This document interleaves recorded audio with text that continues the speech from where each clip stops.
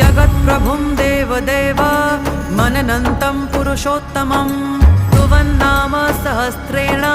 पुरुषः सततोत्थितः तमेव चार्चयन् नित्यं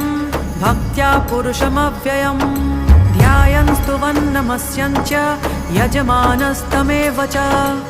अनादिनिधनं विष्णुं सर्वलोकमहेश्वरं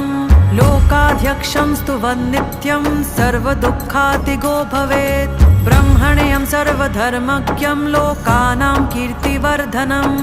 लोकनाथं महद्भूतं सर्वभूतभवोद्भवम्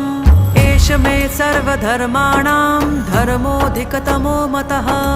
यद्भक्त्या पुण्डरीकाक्षं स्तवैरर्चेन्नरः सदा परमं यो महत्तेजः